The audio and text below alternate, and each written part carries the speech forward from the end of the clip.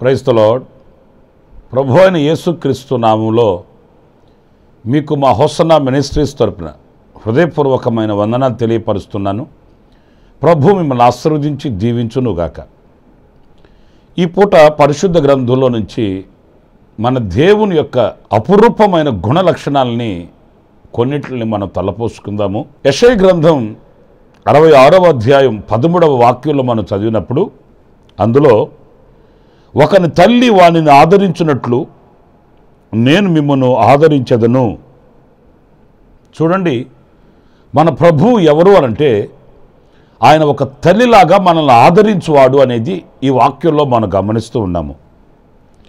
మనల్ని చాలామంది ఆదరిస్తారు, కానీ తల్లి ఆదరణకు సరిపోల్చదగినది లోకంలో ఏది కూడా మనకు లేదండి.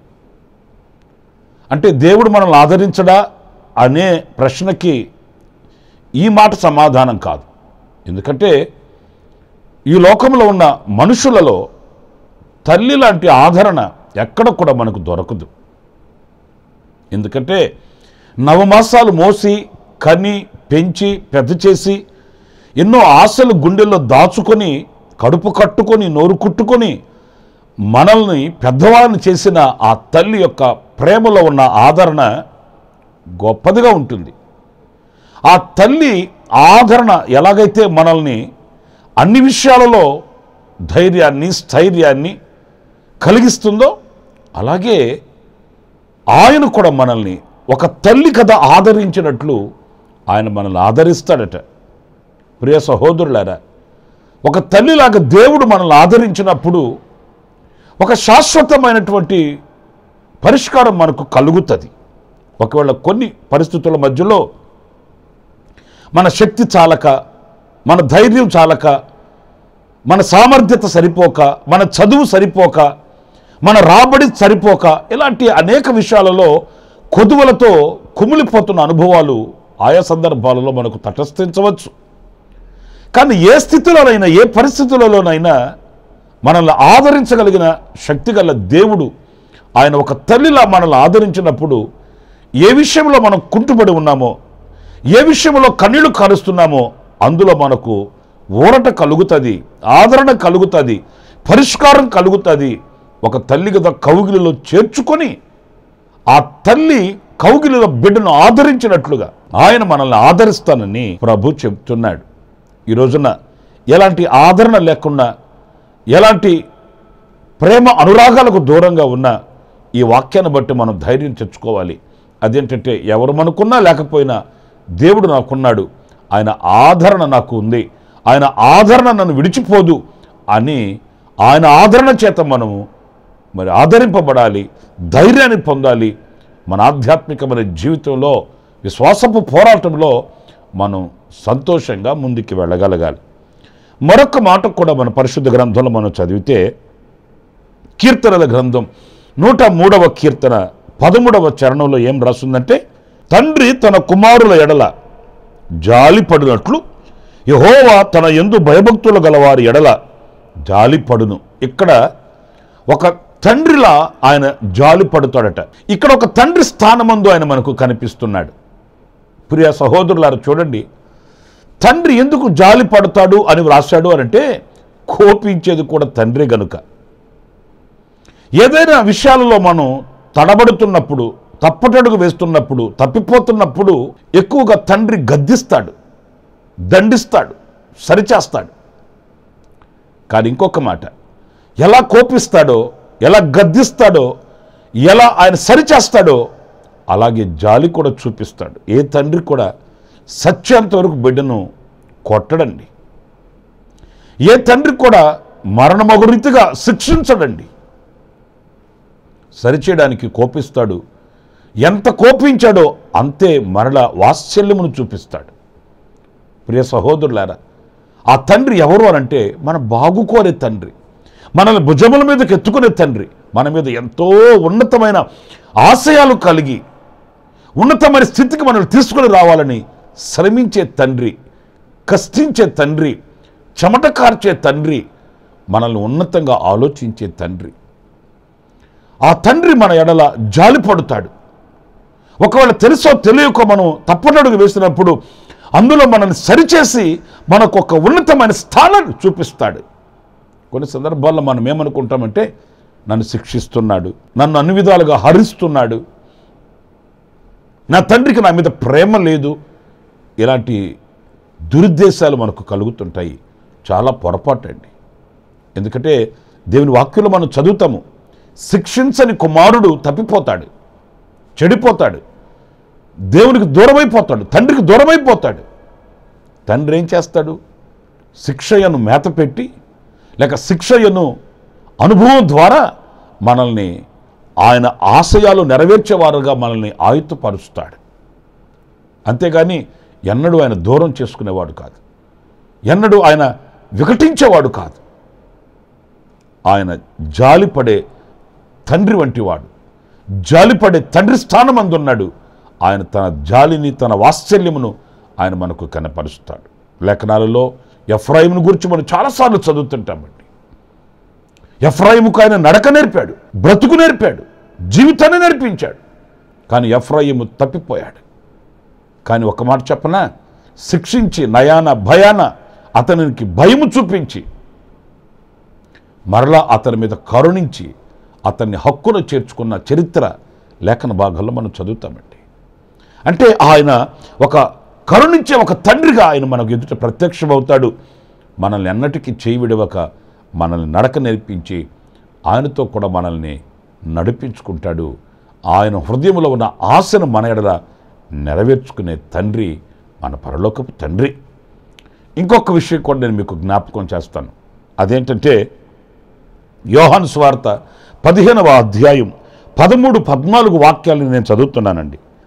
తన స్నేహితుల కొరకు తన ప్రాణము పెట్టువాని కంటే ఎక్కువైన ప్రేమ గలవాడెవడునూ లేడు.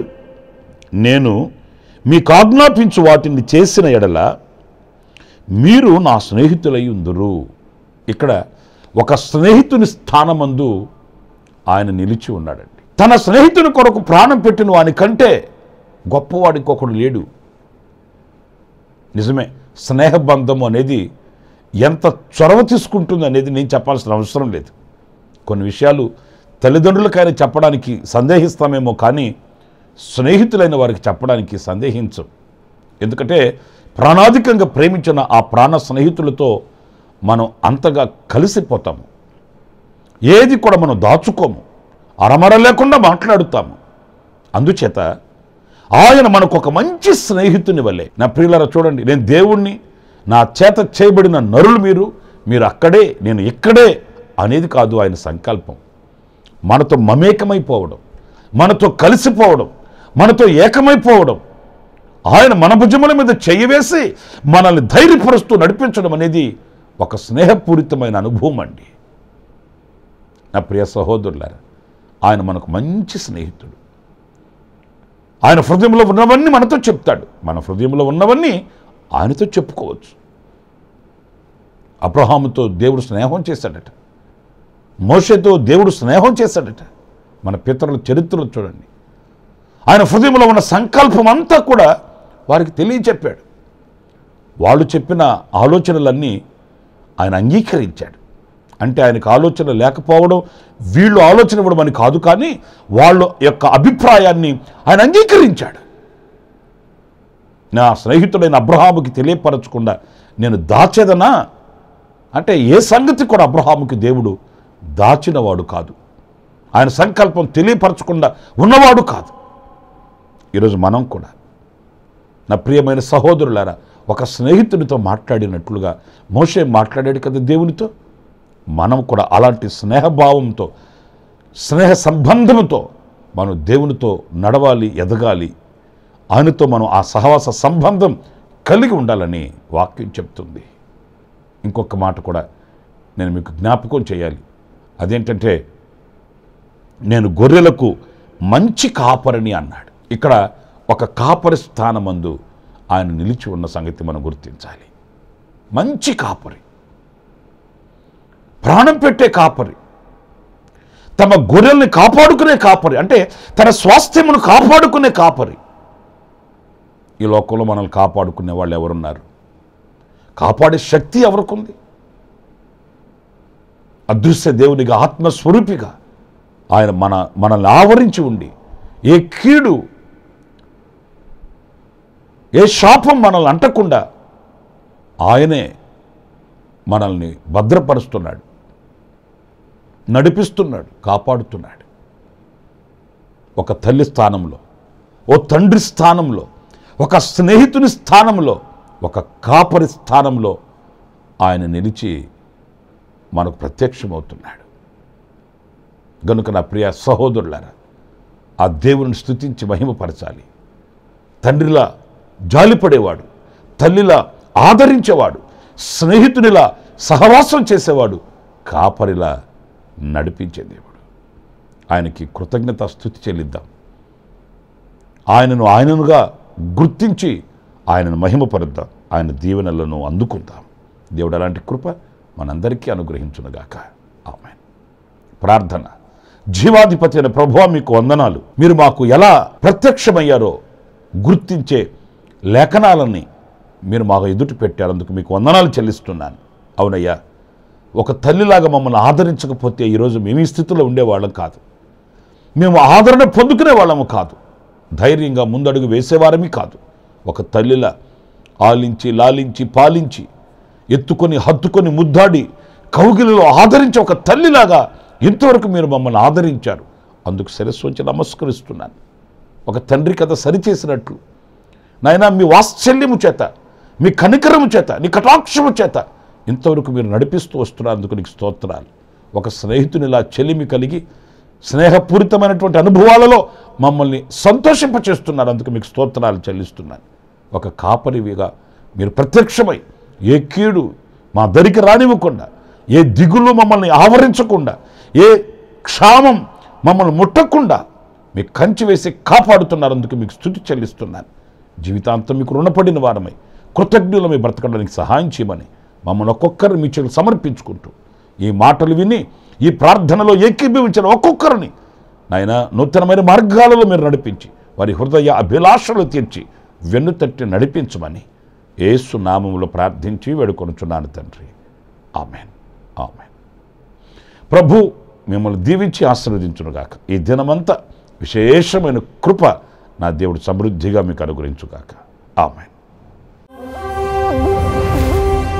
ప్రతి దినము ఈ అనుదిన కృపాను సందేశాల కొరకు, ఇంకా మరిన్ని ఆత్మ సంబంధమైన సందేశాల కొరకు ఈ మా యూట్యూబ్ ఛానల్ ని సబ్స్క్రైబ్ చేసుకోండి. Pastor Ramesh, hosanna ministries.